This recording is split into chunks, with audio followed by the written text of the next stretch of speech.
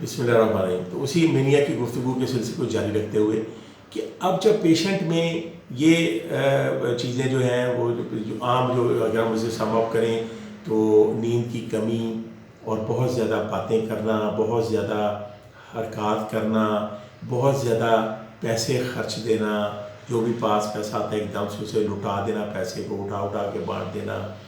پھر وہ جو غصہ آ جاتا ہے جب وہ بہت زیادہ ریلیجس ہو جاتا ہے تو اس پہ بھی وہ گھر والوں کو کئی دفعہ پریشان کرتا ہے کہ تم بھی سارے ایسے ہو جاؤ.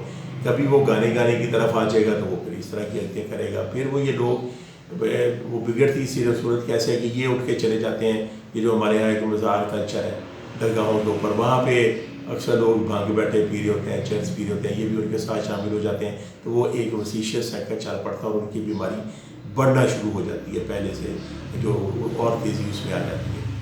یہ مختلف علامات ہیں، لیکن میں نے شروع میں یہ گزارش کی تھی کہ مینیا اصل میں انڈر لائن ڈپریشن ہی ہوتا ہے.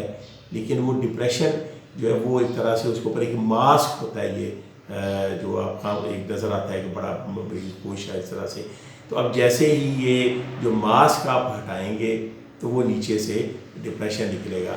اور اگر آپ نارمل زندگی میں بھی دیکھیں تو اکثر کئی کامیڈینز ایسے ہیں، بے شمار ایسے کامیڈینز گزرے ہیں کہ جو اندر سے انتہائی اداس اور افسردہ انسان تھے. اور کئی کامیڈینز ایسے ہیں جنہوں نے سوسائڈس کی ہیں. ہمارے فلم انڈسٹری میں ہر جو میرا خیال ہے کہ پچھلی 2-3 نسلیں ننا کے نام سے آگاہ ہیں، رفیع خاور کے، کہ وہ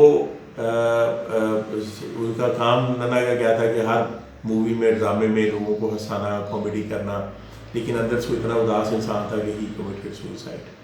اسی طرح سے کئی بڑی سیریسی جو کوٹیشنز ہوتی ہیں وہ چارلی چیپلن کے حوالے سے بھی وہ بیان کی جاتی ہیں. تو یہ ایک ماسک ہوتا ہے جو ریئلٹی کا، خوشی جو بظاہر نظر آ رہی ہوتی ہے. تو اصل میں یہ پرابلمس وہ ہوتے ہیں پیچھے انڈر لائن ڈپریشن ہی ہوتا ہے. اور مریض کو پھر کئی دفعہ اسے جب بہت زیادہ اپنے آپ کو اسے ڈیلوژنز آف گرینڈیور ہو رہے ہوتے ہیں، اپنے آپ کو بہت بڑی چیز سمجھ رہا ہوتا ہے، تو اس کے ساتھ ساتھ کئی دفعہ یہ بھی پیش ہو جاتا ہے کہ لوگ میرے خلاف ہیں، کہ میں بہت چیز ہوں، میرے پاس خاص قوتیں ہیں اور لوگ مجھ سے قوت حاصل کرنا چاہتے ہیں. اسے ڈیلوژنز آف پرسیکیوشن بھی شروع ہو جائیں گے کہ لوگ میرے خلاف ہیں. تو یہ مختلف علامات ہوتی ہیں. ہم اس کو جو پاگل پن ہوتا ہے اس سے کیسے ہم ڈفرینشیٹ کریں گے، جو میں نے پچھلی ویڈیو میں بات کی تھی. بیسیکلی موڈ جو ہوگا اس کے ارد گرد ہر چیز گھوم رہی ہوگی، موڈ کے ارد گرد. تو اس لیے اس کے موڈ میں ہم دیکھیں گے کہ بہت جو ریئلٹی ہے، خوشی ہے، ہنس مسکرا رہا ہے. لیکن اسکیزوفرینیا میں موڈ ایبسنٹ ہوتا ہے، وہاں پہ بیسک چیز تھاٹس ہوتی ہے، جس کے بارے میں ہم جب اسکیزوفرینیا میں بات کریں گے تو کریں گے. ٹریٹمنٹ دونوں کا، چاہے پیشنٹ مینیا سے آئے چاہے پیشنٹ اسکیزوفرینیا سے آئے، ٹریٹمنٹ ریمینز دا سیم.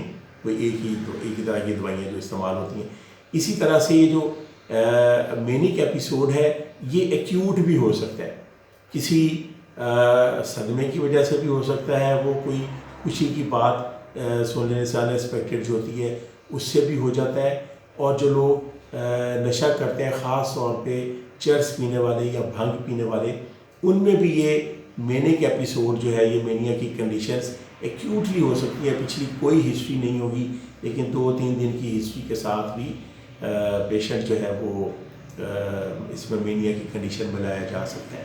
یہ ساری چیزیں جو ہوتی ہیں ظاہر تھراپسٹ کو دیکھنی ہوتی ہیں، لیکن پبلک کے لیے یہ چیز ہوتی ہے کہ انہوں نے اپنے ارد گرد یہ نظر رکھنی ہوتی ہے کہ ابھی اگر ان کی فیملی ممبر ہے، ان کا کوئی دوست ہے، یا اس میں یہ چینج آ رہی ہو کہ نیند کم ہو رہی ہو، وہ باتیں زیادہ کر رہا ہو، یا اس کی باتوں میں ایک کیفیت پیدا ہو رہی ہو کہ وہ سمجھے کہ میں بہت جو مجھے بڑا روحانی مقام مل رہا ہے، یا میں جو ہے وہ بڑا مجھے دنیاوی مقام مل رہا ہے. جب وہ بہت انتہا کو پہنچ جاتے ہیں پھر ہر بندے کو سمجھ آ جاتی ہے کہ یار یہ بندہ پاگل والی باتیں کر رہا ہے کہ میں وزیر اعظم ہوں، میں صدر ہوں، یہ عمران خان تو ایسے ہی بیٹھا ہوا ہے، فلاں صدر ایسے ہی، اصل میں تو میں ہوں.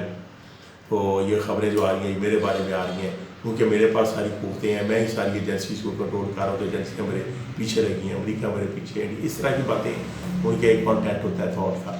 تو یہ جو مینیا ہے وہ ایز سچ بھی صرف مینیا بھی ہو سکتا ہے کہ اس میں ڈپریشن کا ایلیمنٹ نہ آئے.